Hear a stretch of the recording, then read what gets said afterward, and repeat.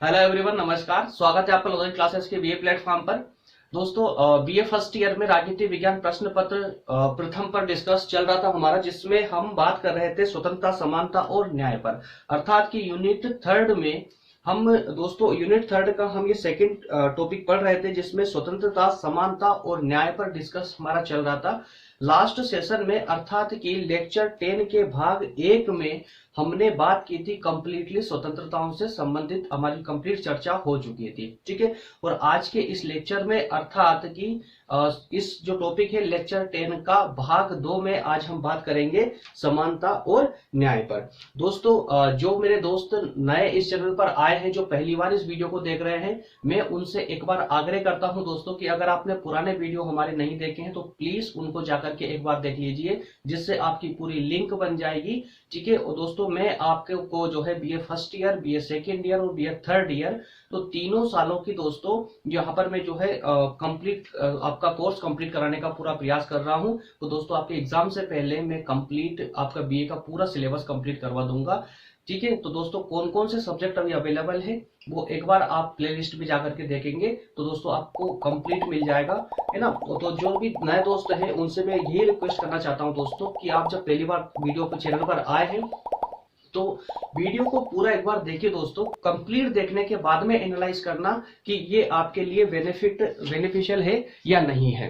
ठीक है। अगर दोस्तों आपको वीडियो पसंद आता है, अगर आपको हेल्पफुल लगता है, तो दोस्तों चैनल को सब्सक्राइब करके लाइक और अपने दोस्तों के साथ में शेयर जरूर करते रहे। ठीक है दोस्तों, इसके साथ में मैं आपको बता दूं कि जो भी मैं पढ़ाता हूं दोस्तों, ये क्लास नोट्स हम टेलीग्राम चैनल के माध्यम से आपको प्रोवाइड करते हैं, जिससे आपको नोट्स बनाने में प्रॉब्लम ना आए। साथ ही साथ में जो आपके डाउट होते हैं दोस्तों, उसके लिए मैंने दो सुविधाएं आपको दे रखी है। एक, कमेंट सेक्शन के माध्यम से आप मुझे कमेंट करके अपने डाउट पूछ सकते हैं, और साथ ही साथ में अगर कभी कमेंट के माध्यम से अगर आपको डाउट पूछने में प्रॉब्लम आ रही है दोस्तों, कहीं आपको लगता है कि आपके डाउट क्लियर नहीं हो पाएंगे कमेंट सेक्शन में, तो उसके लिए दोस्तों मैंने आपको व्हाट्सएप नंबर भी प्रोवाइड कर रखे हैं। इस पर भी आप मुझसे व्हाट्सएप के साथ जुड़ करके अपने डाउट क्लियर कर सकते हैं। तो दोस्तों, बढ़ते अपने सेशन में। दोस्तों, अपने सेशन में बढ़ने से पहले मैं उन दोस्तों का सभी का शुक्रिया अदा करना चाहूंगा जो निरंतर कमेंटों के माध्यम से मेरा जो है उत्साहवर्धन कर रहे हैं, मेरा मोटिवेशन बढ़ा रहे हैं दोस्तों। जैसा कि मैंने आपको बताया था कि आपकी वीडियो एक लाइक कर देने से और उस पर कमेंट करने से दोस्तों मेरा उत्साह बढ़ता है, मैं मोटिवेट होता हूं, जिससे कि मुझे लगता है कि कुछ और नया किया जाए। जो आपको एक्सप्लेन करता हूं दोस्तों टॉपिक, उसमें अगर मुझे ऐसी प्रतिक्रिया मिलती रहे आप लोगों की ओर से, जिससे कि मुझे पता चले कि यार आप लोग मेरा सेशन पसंद कर रहे हैं, आपको जो है ये मेरा वीडियो, मेरी थोड़ी सी ये छोटा सा प्रयास, मेरी थोड़ी सी मेहनत आपके लिए काम आ रही है, आपको कुछ कंसेप्ट क्लियर करवा पा रही है दोस्तों, तो मुझे उससे काफी मोटिवेशन मिलता है दोस्तों, और मैं निरंतर कुछ ना कुछ नया करने का प्रयास इसमें करता ही रहता हूं। तो मैं पहले उन दोस्तों के नाम लूंगा और डिस्प्ले पे दोस्तों उन सभी की कमेंट को मैं दिखाऊंगा, जिन जिन लोगों ने जो है अच्छे कमेंट किए हैं। सानी एस, इन्होंने दोस्तों कमेंट में लिखा है कि सबसे बेस्ट क्लासेस है लोधा जी क्लासेस बीए वालों के लिए। दोस्तों, ऐसा आप इतना स्नेह मुझ पर रखते हैं, इसके लिए बहुत बहुत मैं आपका शुक्रगुजार हूं। धन्यवाद, बहुत बहुत धन्यवाद। इसी प्रकार से दोस्तों मोनू कुमार, प्रियल पाठी, महेश कुमार, विनय परमार और अंजलि धुरिया, इस प्रकार के दोस्तों कई सारे कमेंट है, लेकिन कुछ ही कमेंटों को मैं यहाँ पर लेके आया हूं। जो प्रथम कमेंट थे, प्रथम 7-8 कमेंट थे दोस्तों, मैंने आपके सामने डिस्प्ले किए हैं। और हर लेक्चर में अब हमारा ये भी चलता रहेगा कि जिनके बेहतर कमेंट आएंगे मैं उनके नाम के साथ में डिस्प्ले पर उनको शो करूंगा। चलिए दोस्तों, जिससे मुझे एक इस चीज से एक और ये माइंड में चलता रहेगा कि कौन कौन ऐसे स्टूडेंट हैं जो मेरी क्लास को कंटिन्यूअसली फॉलो करते हैं। ठीक है। कंटिन्यूअसली कमेंट आने का मतलब यही होता है दोस्तों। आज आप फर्स्ट ईयर में हैं, सेकेंड ईयर तक आएंगे, सेकेंड ईयर के बाद थर्ड ईयर तक आएंगे दोस्तों, तो 3 साल आप मेरे साथ रहने वाले हैं। यकीन मानिए दोस्तों, इन 3 सालों में मैं आपको इन सभी सब्जेक्टों के अंदर, चाहे वो राजनीति विज्ञान हो, अर्थशास्त्र हो, इतिहास हो, चाहे दोस्तों आपका भूगोल हो, चाहे आपका पब्लिक एडमिनिस्ट्रेशन हो अर्थात लोक प्रशासन हो, दोस्तों कोई सा भी, जितने भी आपके सिलेबस के अंदर आते हैं बीए के सभी सब्जेक्टों पर दोस्तों मैं आपको इस तरह से एकदम धुरंधर बना दूंगा दोस्तों, पूरा कंप्लीट कर दूंगा जब तक आपका बीए कंप्लीट होगा। और बीए के बाद में जब आप कंपटीशन एग्जाम की फील्ड में उतरेंगे दोस्तों, क्योंकि लगभग बीए के 90% स्टूडेंट ऐसे ही होते हैं जो कंपटीशन एग्जाम की तैयारी करना चाहते हैं और कंपटीशन एग्जाम की तैयारी करने के लिए ही बीए को चुनते हैं। ठीक है, तो इसीलिए मैंने एक जो है एवरेज निकाला है दोस्तों। तो मुझे जहां तक लगता है तो काफी सारे स्टूडेंट इसीलिए बीए की तैयारी कर रहे हैं जो कि आगे चल करके कंपटीशन एग्जाम की तैयारी कर सके। ठीक है, तो दोस्तों इसके लिए मैं आपके लिए जो है कुछ जीके क्लासेस भी स्टार्ट करने वाला हूं, उसमें भी हम बने रहेंगे। तो इस प्रकार से दोस्तों बीच बीच में आपको क्या क्या चाहिए उसके हिसाब से मैं आपको पूरी तरह से परफेक्ट कर दूंगा इसके अंदर। ठीक है, लेकिन शर्त यही है कि आपको कंटिन्यूअसली चैनल पर बने रहना होगा। मेरे द्वारा अपलोड किया गया प्रत्येक वीडियो आपको बहुत ही पूरे फोकस के साथ देखना होगा। अगर आप इस प्रकार से दोस्तों पढ़ाई करते हैं तो आप आराम से दोस्तों किसी भी एग्जाम की तैयारी कर सकते हैं। चलिए तो लौटते हैं अपने सेशन में वापस। और दोस्तों हम जैसा कि जानते हैं, हम अभी तक बात कर रहे थे यूनिट थर्ड में दोस्तों अधिकार और कर्तव्य वाला कंसेप्ट हमारा क्लियर हो चुका था। इसमें जो बात करें स्वतंत्रता, समानता और न्याय वाला कंसेप्ट हमारा चल रहा है।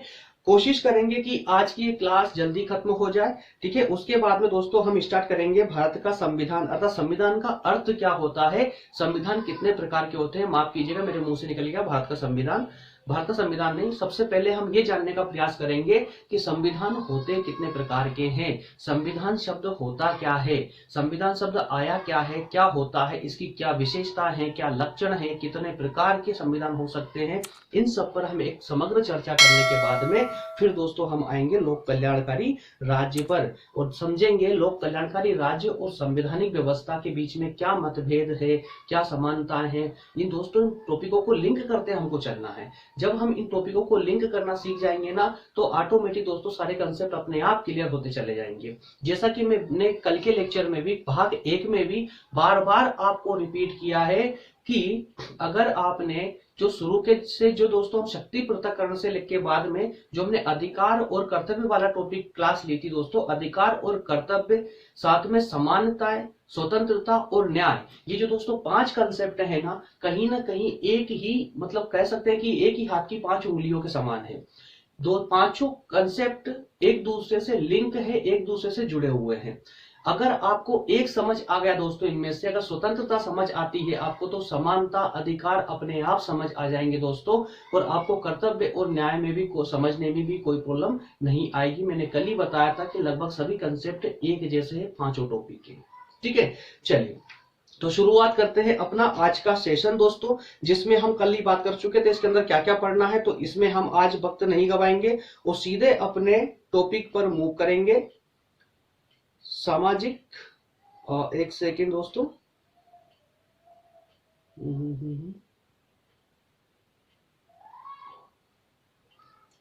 समानताओं पर। ओके,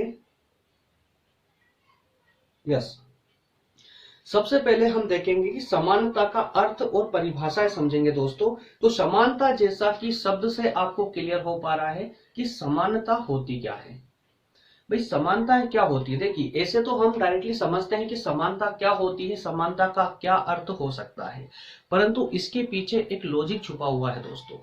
अगर आपको स्टैटिकल माध्यम से बोलना है दोस्तों, मेरा कहने का मतलब है कि अगर आप प्रोफेशनल लैंग्वेज में बोलना चाहते हैं कि समानता का अर्थ क्या है दोस्तों, तो सिंपल सी बात है कि समाज से असमानताओं या फिर कहें कि जो विषमताएं फैली हुई है समाज में, उन विषमताओं को खत्म कर दिया जाए, वही समानता है।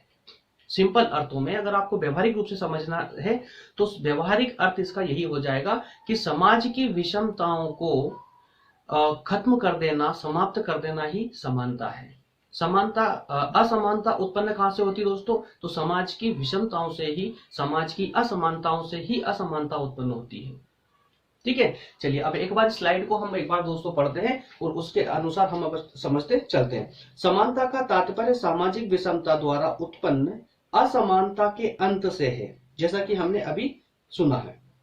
इसका तात्पर्य है कि राज्य के सभी व्यक्तियों को व्यक्तित्व विकास के लिए समान अवसर दिए जाने चाहिए। सिंपल सी बात है दोस्तों, समाज में व्याप्त विषमताओं को खत्म करके समानता पाई जा सकती है। इसका सिंपल सा अर्थ यह भी निकाला जा सकता है कि समाज में जो व्यक्ति निवास करते हैं, समाज में जो व्यक्ति रहते हैं, उन प्रत्येक व्यक्ति के व्यक्तित्व के विकास के लिए समान रूप से अवसर उपलब्ध कराए जाए सरकार के द्वारा, वही समानता होगी। ठीक है, तो ये दोस्तों वास्तविक अर्थ था इसका। और अतः समानता का तात्पर्य ऐसी परिस्थितियों के अस्तित्व में आने से है जिनके कारण व्यक्तियों को व्यक्तित्व विकास हेतु समान अवसर प्राप्त हो सके, इस प्रकार असमानता का अंत हो सके, जिसका मूल कारण सामाजिक विषमता है। इसके लिए आवश्यक तत्व विशेष सुविधाओं का अभाव, सभी के लिए समान अवसरों की उपलब्धि, सबकी प्राथमिक आवश्यकताओं की सबसे पहले पूर्ति। तो दोस्तों कुल मिलाकर पूरी स्लाइड में एक ही बात पर फोकस किया गया है कि समाज में जो भी विषमताएं विद्यमान है उनको खत्म कर दिया जाए। विषमता अर्थात क्या हुआ दोस्तों कि समाज में कुछ लोगों को विशेष अधिकार दिए गए हैं, कुछ लोगों को कुछ अधिकार ही नहीं है। तो यहाँ पर जो विषमताएं आई है दोस्तों, इन विषमताओं के कारण उनकी आर्थिक स्थिति पर भी प्रभाव पड़ेगा। ठीक है, राजनीतिक स्थिति पर भी प्रभाव पड़ेगा, धार्मिक स्थिति पर भी प्रभाव पड़ेगा। तो अगर समाज में विषमताएं होंगी तो हर एक प्रत्येक क्षेत्र में उन पर प्रभाव पड़ने वाला है, उन पर अर्थात समाज पर प्रभाव पड़ने वाला है। इसलिए कहा गया है कि अगर आप सामाजिक समानता चाहते हैं दोस्तों, तो सामाजिक समानता के लिए सरकार को सभी व्यक्तियों के लिए कुछ ऐसे अवसर देने होंगे, कुछ ऐसे अवसर उपलब्ध करवाने होंगे बिना किसी भेदभाव के, जो व्यक्ति को व्यक्तित्व के विकास के लिए जो है समान रूप से उनके व्यक्तित्व का विकास कर सके, उचित मार्ग से उनका विकास कर सके।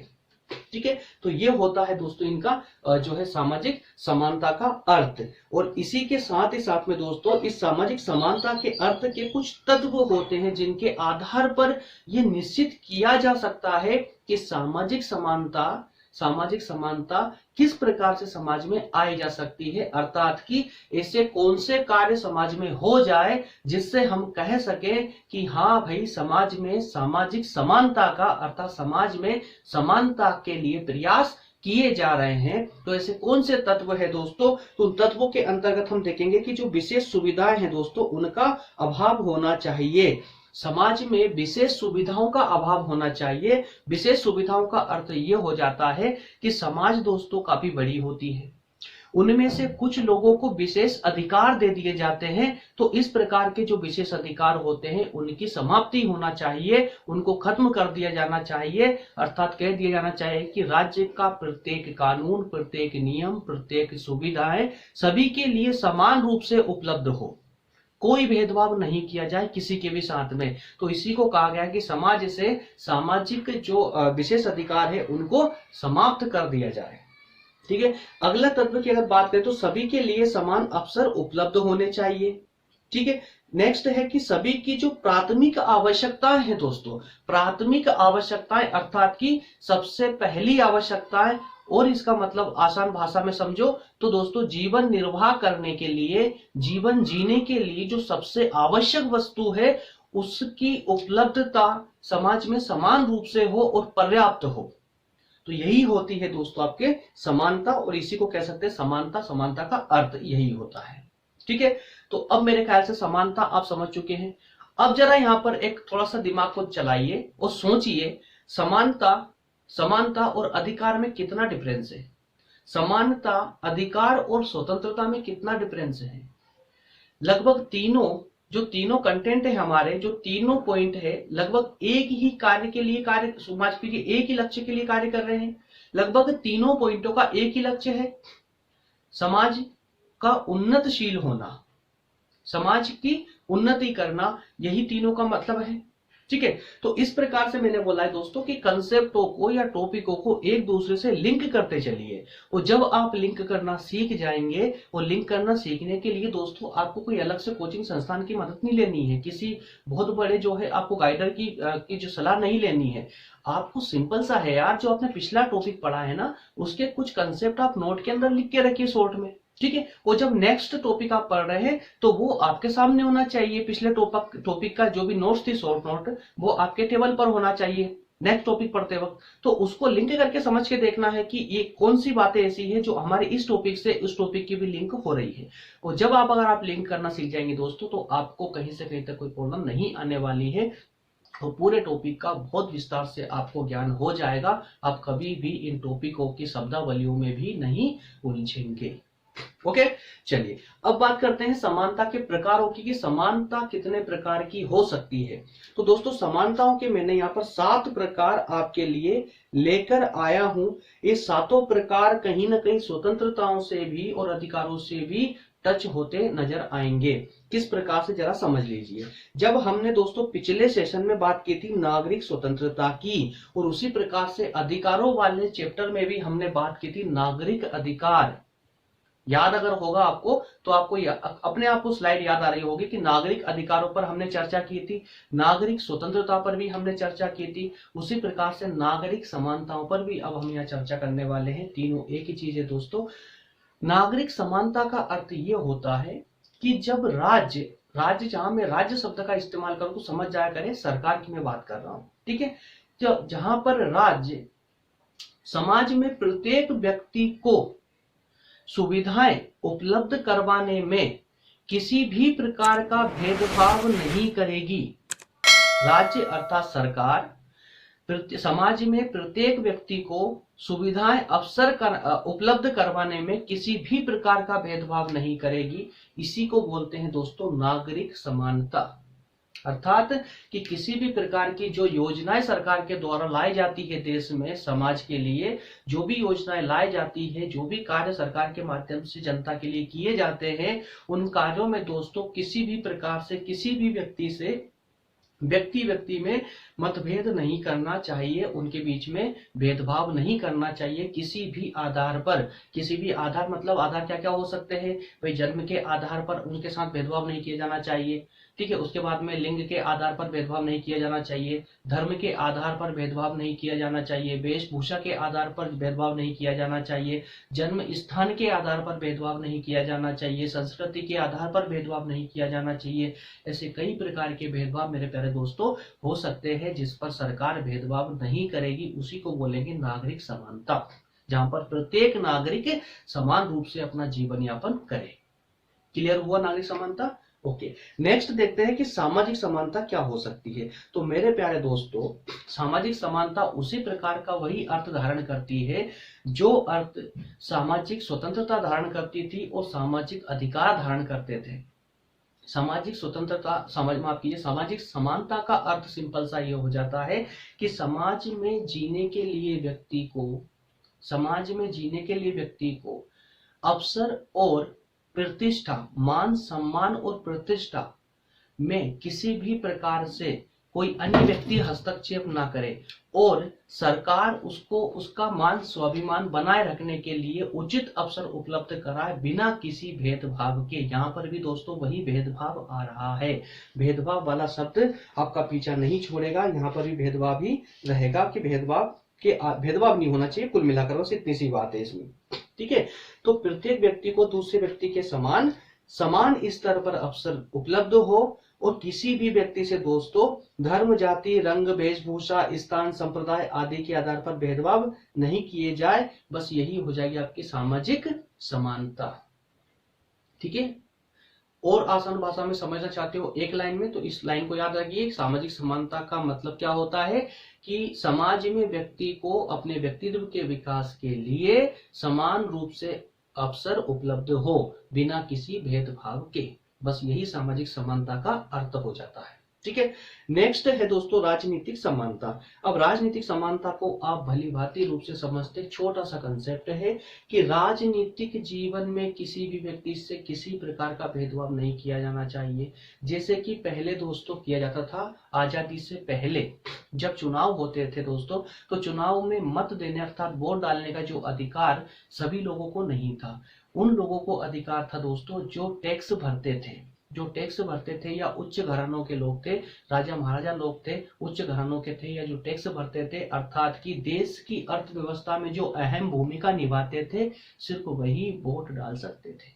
ठीक है, साधारण मनुष्य, साधारण आम जनता वोट नहीं डाल सकती थी, तो वहां पर ये इस प्रकार की समानता नहीं थी, अर्थात राजनीतिक समानता आजादी से पहले हमें उपलब्ध नहीं थी। परंतु आज हमें राजनीतिक समानता उपलब्ध है, प्रत्येक व्यक्ति को वोट डालने का अधिकार समान रूप से उपलब्ध है, प्रत्येक व्यक्ति को चुनाव में खड़े होने का अवसर समान रूप से उपलब्ध है, प्रत्येक व्यक्ति को सार्वजनिक पद धारण करने का अधिकार स्वतंत्र रूप से दिया गया है। सार्वजनिक पद मतलब में स्पष्ट की कोई भी सरकारी नौकरी, अपनी भाषा में अगर हम बोले तो कोई भी सरकारी नौकरी को ही हम सार्वजनिक पद बोलते हैं दोस्तों।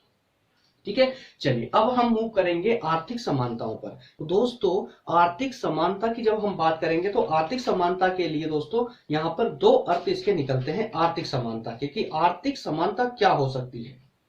आर्थिक समानता के दो अर्थ निकलते हैं दोस्तों, एक निकलता है नकारात्मक और एक निकलता है सकारात्मक।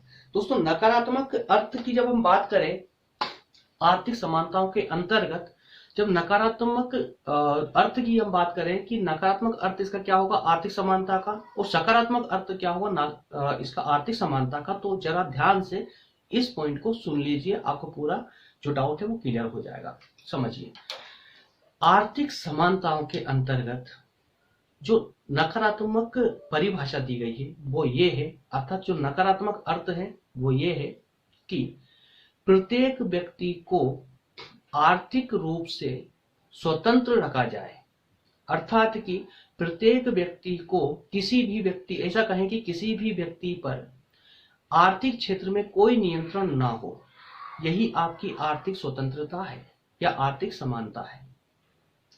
ठीक है, पहली बात ये हो जाएगा आपका नकारात्मक परिभाषा या नकारात्मक अर्थ। क्यों बोला गया इसको नकारात्मक अर्थ दोस्तों, समझिए जरा।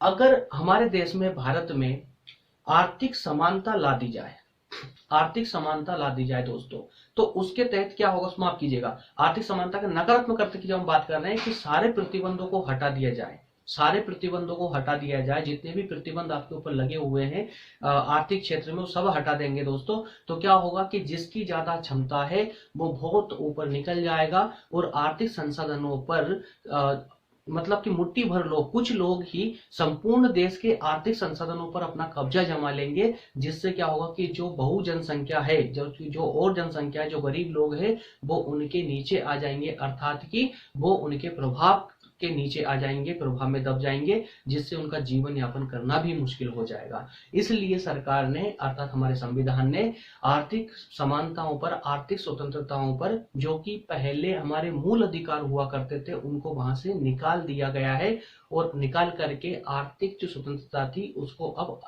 जो माफ कीजिएगा जो मूल अधिकार थे उनको कानूनी अधिकार की श्रेणी में रख दिया गया है, आर्थिक स्वतंत्रता को। ठीक है, इसलिए मैंने कहा है कि अगर सभी प्रतिबंधों को हटा देंगे तो भी आपका आर्थिक समानता आपके बीच में आ जाएगी, तो ये हो जाएगा आपका नकारात्मक अर्थ। लेकिन जब हम सकारात्मक अर्थ की बात करते हैं जो इस वक्त हमारे देश में लागू है, तो दोस्तों वो ये हो जाएगा कि सरकार कोशिश करेगी, सरकार प्रयास करेगी कि अधिक से अधिक संसाधनों का वितरण, अधिक से अधिक संसाधनों का वितरण सभी समाज में, समाज के प्रत्येक व्यक्ति में समान रूप से हो। आर्थिक संसाधनों का वितरण का मतलब क्या हुआ, वही दोस्त जो कि सरकारी योजनाएं आती है, किसी भी प्रकार की सरकारी योजना जो समाज के लिए लाई जाती है वो सभी को लक्ष्य करके बनाई गई हो, समान रूप से बनाई गई हो, अधिकतम और प्रत्येक व्यक्ति तक उसका वितरण होना चाहिए, प्रत्येक व्यक्ति को वो मिलनी चाहिए, इसी को बोलेंगे हम आर्थिक समानता। ठीक है, चलिए आर्थिक समानता मेरे ख्याल से क्लियर हो चुका होगा। नेक्स्ट दोस्तों बात करते हैं प्राकृतिक समानता की, उसके बाद धार्मिक समानता और सांस्कृतिक समानता। दोस्तों बहुत सिंपल है, इसके अंदर कुछ भी नहीं है। प्राकृतिक समानता भी इसे समझ लीजिए कि हम कह सकते हैं कि प्रकृति ने सभी मनुष्यों को समान रूप दिया है, समान रूप से बनाया हुआ है। प्रकृति ने किसी भी व्यक्ति के बीच में कोई भेदभाव नहीं किया है कि भाई मतलब इस प्रकार का भेदभाव कि प्रकृति ने जो भी संसाधन हमको दिए हैं समान रूप से दिए हैं, किसी के बीच में कोई भेदभाव नहीं करा है। जल किसी के लिए अलग तो किसी के लिए अलग, अर्थात किसी के लिए लाल, किसी के लिए नीला, किसी के लिए पीला, इस प्रकार का नहीं बनाया गया है। किसी के लिए हवा, किसी के लिए स्वच्छ हवा या किसी के लिए प्रदूषित हवा, ऐसा भी कुछ नहीं है। एक ही आकाश है, एक ही जमीन है, वही पानी है, वही हवा है, सबके लिए समान रूप से उपलब्ध करवाया है। इसी को हम बोलते हैं प्राकृतिक समानता। तो किसी भी राज्य में दोस्तों प्राकृतिक समानता का होना आवश्यक है। दे तो दिया गया है लेकिन राज्य उसको छीने ना, ठीक है। राज्य इस प्राकृतिक समानता की रक्षा करे, यही होती हमारी प्राकृतिक समानता। और धार्मिक समानता अर्थात दोस्तों कि कोई भी देश में कोई एक धर्म विशेष महत्व का नहीं होना चाहिए, अर्थात कि सभी धर्म समान रूप से महत्वपूर्ण हो, ठीक है। चाहे तो राज्य किसी धर्म को अपनाए तो सभी धर्मों को अपनाना चाहिए, अन्यथा किसी भी धर्म को महत्व ना दे अर्थात नहीं अपनाए। जिस प्रकार से हम बात करते हैं भारत की दोस्तों, तो भारत के लिए सभी धर्म समान है, क्योंकि हमारा देश जो है दोस्तों वो धर्मनिरपेक्ष राष्ट्र है। और धर्मनिरपेक्ष हम इसीलिए बोलते हैं कि हमारे लिए सभी धर्म समान है, मतलब हमारे जो देश है, हमारा राष्ट्र है, राज्य सरकार है, उसके लिए दोस्तों सभी धर्म समान महत्व के हैं। लेकिन अगर आप पाकिस्तान की बात करोगे दोस्तों, पाकिस्तान में आप देख लीजिए तो पाकिस्तान में सभी धर्म समान नहीं है। पाकिस्तान एक दोस्तों मुस्लिम राष्ट्र बन चुका है, वहां पर मुस्लिम धर्म को, इस्लाम धर्म को राष्ट्रीय धर्म का दर्जा दे दिया गया है। इस कारण से दोस्तों वो धर्मनिरपेक्ष राष्ट्र, उस पाकिस्तान को धर्मनिरपेक्ष राष्ट्र हम नहीं कह सकते, ठीक है। चलिए इसके साथ ही दोस्तों नेक्स्ट है सांस्कृतिक समानता। सांस्कृतिक समानता का अर्थ भी दोस्तों धार्मिक समानता को ही टच करता है। सांस्कृतिक समानता अर्थात ये हो जाएगा कि किसी भी व्यक्ति को अपने अनुसार जीवन निर्वाह करने का अधिकार होना चाहिए। सांस्कृतिक जो उसके रीति रिवाज होते हैं उनके अनुसार उसको जीवन यापन करने का अधिकार होना चाहिए, किसी भी प्रकार का उसके साथ भेदभाव ना किया जाए, यही होते आपके सांस्कृतिक समानता दोस्तों, ठीक है। चलिए नेक्स्ट बात करेंगे हम स्वतंत्रता और समानता के बीच में संबंधों पर।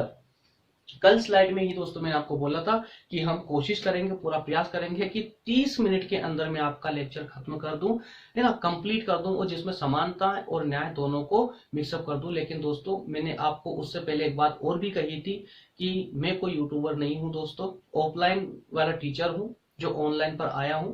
मुझे पढ़ाने में इंटरेस्ट है दोस्तों, मुझे नहीं पता होता है कि टाइम मैनेजमेंट यूट्यूब पर क्लास, ऑनलाइन क्लास पर कैसे रखा जाता है। मैं बस आपको पढ़ाने पे ध्यान देता हूं दोस्तों। कंसेप्ट जब तक आपके माइंड में क्लियर नहीं होगा तब तक मैं आपको समझाते रहूंगा, चाहे वो सेशन 30 मिनट का हो जाए या 40 का हो जाए या पूरे 1 घंटे का या 1.5 घंटा, कितना भी जा सकता है। दोस्तों आप मुझसे ऑनलाइन मिल रहे हैं, अगर कभी ऑफलाइन मिलते हैं ना दोस्तों, तो मेरी जो क्लास होती थी वो 2.5 घंटे की क्लास होती थी कॉम्पिटेटिव एग्जाम के लिए। उस 2.5 घंटे की क्लास को दोस्तों 4-4 घंटे भी, कभी कभी 4-4 घंटे तक चलती थी वो क्लास मेरी, है ना। तो इस प्रकार से मैं अपने टाइम को लेकर दोस्तों बाउंड नहीं हूं। जो मैंने टॉपिक उठाया है उसको फुल एक्सप्लेन करना मेरा कर्तव्य, मैं अपने आप का एक कर्तव्य समझता हूं, मेरा एक नैतिक दायित्व समझता हूं इसको। इसी कारण से दोस्तों मेरे क्लासेस थोड़ी सी लंबी हो जाती है। प्लीज यार इस पर ना थोड़ा सा आप जो है मैनेज किया करें, ठीक है। क्योंकि हम पढ़ने के लिए बैठे हैं ना, तो जब सोचिए कि पढ़ाते वक्त जब मुझे संतुष्टि नहीं मिल पाती है तो पढ़ते हुए आधे कंसेप्ट को पाकर आपको संतुष्टि कैसे मिल सकती है। यार पढ़ने का एक जुनून होना चाहिए, एक जुनून के साथ पढ़ा करें। कुछ भी पढ़ना है दोस्तों, देखिए क्या होता है, एग्जाम तो आप ऐसे निकाल ले जाएंगे, सब जानते हैं बीए का एग्जाम पास करना कोई बड़ी बात नहीं है। लेकिन जरा मैं आपको बार बार बताता हूँ दोस्तों, बीए है तो इसको हल्के में ना लें। ये जो है ना किसी महासागर से कम नहीं है बीए का सिलेबस, बहुत बड़ा सिलेबस है दोस्तों, बहुत कुछ सिखा के जाने वाला है। जीवन का वास्तविक उद्देश्य आपको ये सिखा के चला जाएगा। आज कहावत है दोस्तों, हम कहते हैं कि अगर वास्तविक ज्ञान की खोज में जाओगे ना आप किताबों के आधार पर, तो एक ज्ञान मिलेगा आपको गीता के अंदर और दूसरा ज्ञान मिलेगा आपको बीए के सिलेबस में। इसलिए वह दोस्तों इन बातों को इग्नोर ना करें, और जब पढ़ने बैठो ना तो घड़ी को एक साइड रख दिया करें, ठीक है। चलिए दोस्तों अब हम बात करेंगे स्वतंत्रता और समानता को किस प्रकार से लिंक किया जा सकता है। स्वतंत्रता और समानता के बीच में किस प्रकार के संबंध हो सकते हैं, तो 2 संबंधों पर ही हम चर्चा करेंगे। जैसा कि आप सभी मेरे दोस्त जानते हैं कि हम सकारात्मक और नकारात्मक 2 प्रकार की बातें करते हैं पूरे बीए के प्रत्येक सब्जेक्ट पर, है ना, सकारात्मक बात और नकारात्मक बात। सकारात्मक में हम देखने का यह प्रयास करेंगे कि स्वतंत्रता और समानता एक दूसरे से किस प्रकार से लिंक्ड है, और असमानताओं में अर्थात नकारात्मक कंसेप्ट में हम देखने का प्रयास करेंगे कि दोनों के बीच में क्या अंतर हो सकता है, ठीक है। चलिए शुरू करते हैं सेशन। इसके दोस्तों इसके साथ में एक बार आप स्लाइड पढ़ लीजिए, उससे क्या है आपको पूरा कंसेप्ट क्लियर हो जाएगा। मैं थोड़ा साइड में हो जाता हूं, आप पूरा स्लाइड एक बार अच्छे से पढ़िए दोस्तों।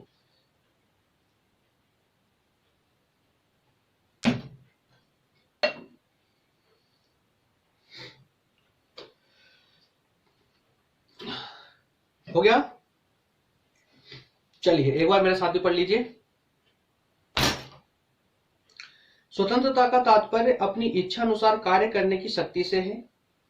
स्वतंत्रता का तात्पर्य अपनी इच्छा के अनुसार कार्य करने की शक्ति से है, जबकि समानता का तात्पर्य प्रत्येक व्यक्ति को समान अधिकार से है। तो दोस्तों पहली ही लाइन का बोलना क्या बन रहा है, क्या बोल रही है पहली लाइन हमसे कि स्वतंत्रता का मतलब ये होता है कि किसी भी प्रकार का उस पर नियंत्रण ना हो, जबकि समानता का अर्थ क्या होगा दोस्तों, समानता का अर्थ हो रहा है यहाँ की प्रत्येक व्यक्ति को समान अधिकार मिले।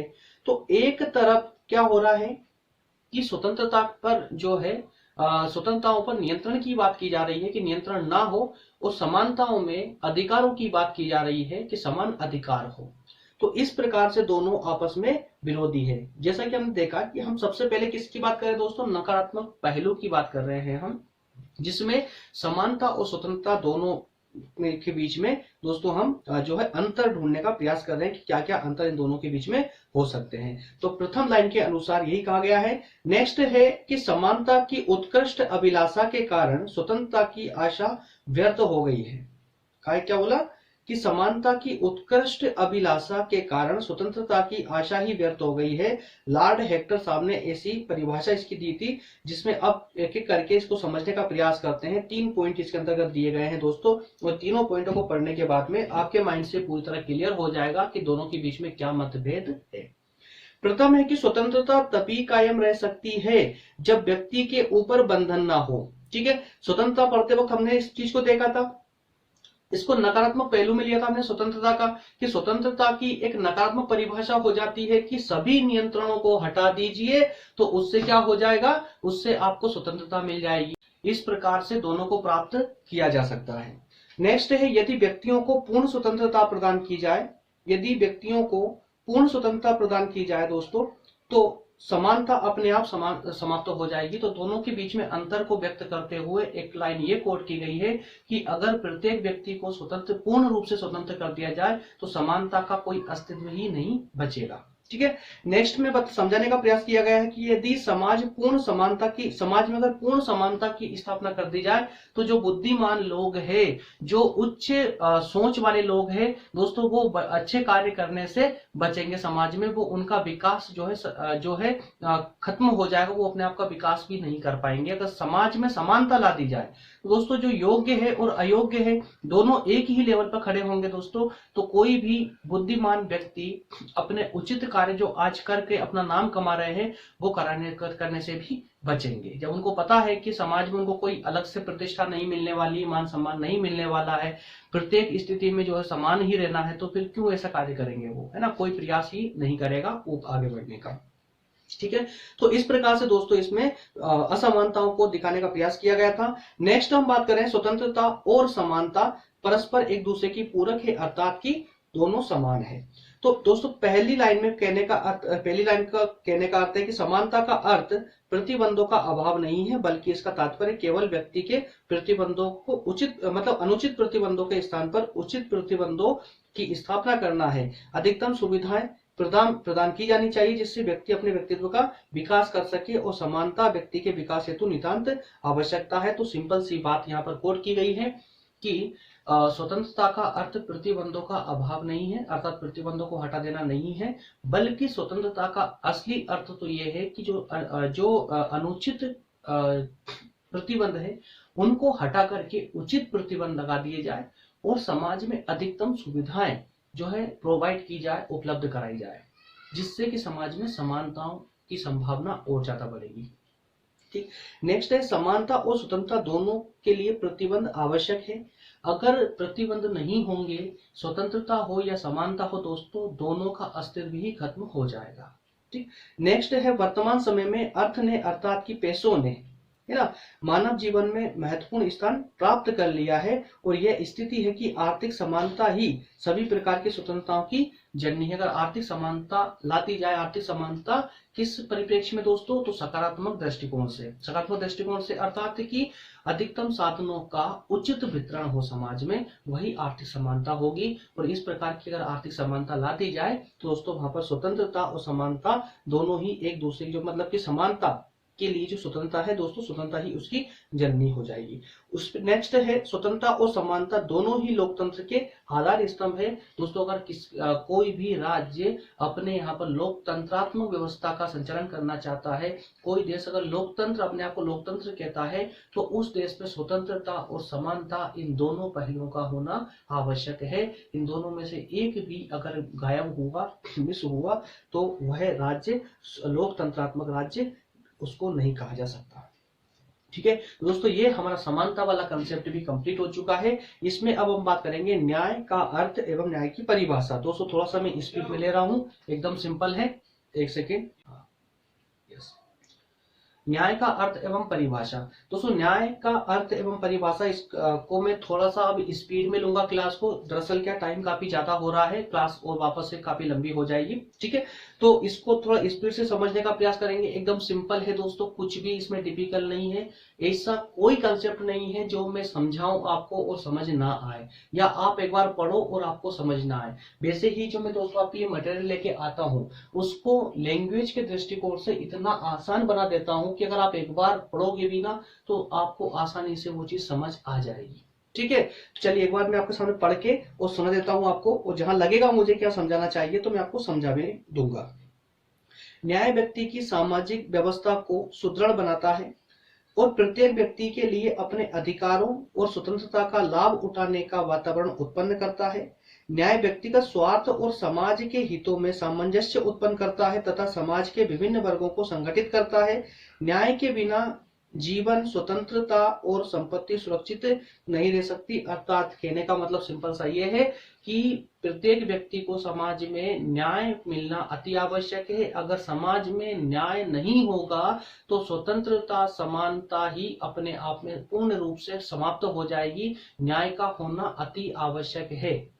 ठीक है, इसका अर्थ है कि न्याय उस व्यवस्था का नाम है जो व्यक्तियों या समुदाय या व्यक्तियों के समूह को एक दूसरे से जोड़ता है अथवा व्यक्तियों तथा समुदायों के दायित्व और अधिकारों के माध्यम से जुड़ने पर पनपी व्यवस्था का नाम ही न्याय कहलाता है। इस पर दोस्तों कुछ परिभाषाएं दी गई है स्पेंसर साहब के द्वारा कि न्याय शक्तिशाली व्यक्ति के अस्तित्व का आधार है। और अगली परिभाषा है कि असमानता का अर्थ है प्रत्येक व्यक्ति को उसका अधिकार प्रदान करना। असमान न्याय का अर्थ है। ठीक है, चलिए थोड़ा स्पीड से बढ़ने के कारण थोड़ा सा चलिए दोस्तों, इसके बाद में नेक्स्ट जल्दी से इसको समझ लेते हैं कि न्याय के कुछ प्रकार हैं। न्याय के कुछ प्रकार हैं दोस्तों, इनको मैं आपको एक एक करके समझाने का प्रयास करूंगा, समझाऊंगा, जिससे कि आप वैसे तो जल्दी से आपको समझ आ जाएंगे, कुछ विशेष नहीं है ये। सामाजिक न्याय, आर्थिक न्याय, राजनीतिक, नैतिक और प्राकृतिक न्याय, 5 प्रकार के न्याय का वर्णन यहाँ पर किया गया है। जिसमें सबसे पहले बात करेंगे सामाजिक न्याय की।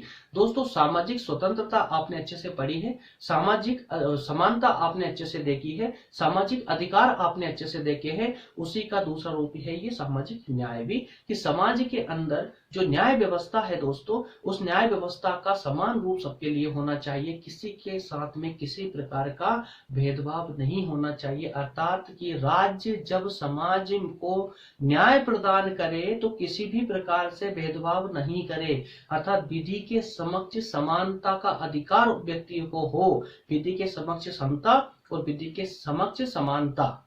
ठीक है, इस प्रकार के कंसेप्ट यहाँ पर दिए गए हैं। नेक्स्ट है आर्थिक न्याय दोस्तों। तो आर्थिक न्याय का अर्थ भी यही होता है कि आर्थिक रूप से व्यक्ति को अपनी आजीविका कमाने के समान अवसर उपलब्ध हो, किसी प्रकार का उस पर प्रतिबंध नहीं होना चाहिए। आजीविका कमाने के जो अवसर उपलब्ध है दोस्तों, वो पर्याप्त होना चाहिए। यही आपके आर्थिक न्याय की श्रेणी में आएगा। राजनीतिक न्याय, किसी भी प्रकार की राजनीतिक सुविधा से व्यक्ति को वंचित ना किया जाए। ऐसी समस्या में या ऐसी स्थिति में उसके साथ में उचित न्याय की धारणा रखी जाए या उचित न्याय उसको प्रदान किया जाए। नैतिक न्याय की दोस्तों बात करेंगे तो जब हमारी न्याय प्रणाली है, उस न्याय प्रणाली ही पूरी की पूरी जो हमारी न्याय प्रणाली है दोस्तों, न्याय प्रणाली अर्थात कि हमारे न्यायालय जिस आधार पर कार्य करते हैं दोस्तों, उसका आधार स्तंभ ही है नैतिक न्याय। ठीक है, नैतिकता के आधार पर हमारी पूरी न्याय प्रणाली टिकी हुई है। नैतिकता के साथ साथ ही प्राकृतिक न्याय दोस्तों, कि प्राकृतिक न्याय के अनुसार ही हमारे न्यायालय जो है अपने निर्णय सुनाते हैं। ठीक है। तो दोस्तों ये था हमारा अभी तक का कंप्लीट सेक्शन कंप्लीट हो चुका है, ठीक है, जिसमें हमारे स्वतंत्रता, समानता और न्याय पर एक डिस्कस हो चुका है। मैं जानता हूं कि न्याय को मैंने थोड़ा सा जल्दी से खींच दिया है, ठीक है।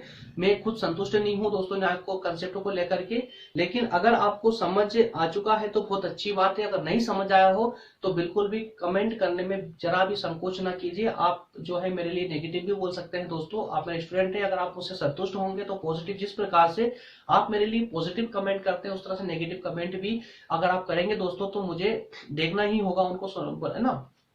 क्यों? क्योंकि अगर आप संतुष्ट होंगे तो ही आप जो है पॉजिटिव कमेंट मेरे लिए छोड़ेंगे। तो मैं खुद आपसे आज आगे कर बोल रहा हूं कि न्याय वाला जो कंसेप्ट है, मैं इसको समझाने में, इसको एक्सप्लेन करने से मैं खुद जो है दोस्तों संतुष्ट नहीं हूं, क्योंकि मैंने एकदम शॉर्ट में बताया तो क्लास काफी लंबी जा रही थी। इसलिए अगर समझ आ चुका है तो बहुत अच्छी बात है, अगर समझ नहीं आया है तो मुझे प्लीज कमेंट करके जरूर बताइएगा, है ना। मैं उसको फिर से या नेक्स्ट जो सेशन होगा दोस्तों उसमें आपको पूरा समझाने का प्रयास करूंगा, पूरा कंप्लीटली समझाऊंगा, ठीक है दोस्तों। चलिए मिलते हैं नेक्स्ट क्लास में दोस्तों। ये हमारे व्हाट्सएप नंबर अपने डाउट क्लियर करने के लिए, और टेलीग्राम चैनल की लिंक दोस्तों लोधाजी क्लासेस, यहाँ से टेलीग्राम से आप अपने सभी नोट्स को डाउनलोड कर सकते हैं, ठीक है। मिलते हैं नेक्स्ट सेशन में दोस्तों, तब तक के लिए बहुत बहुत धन्यवाद। आप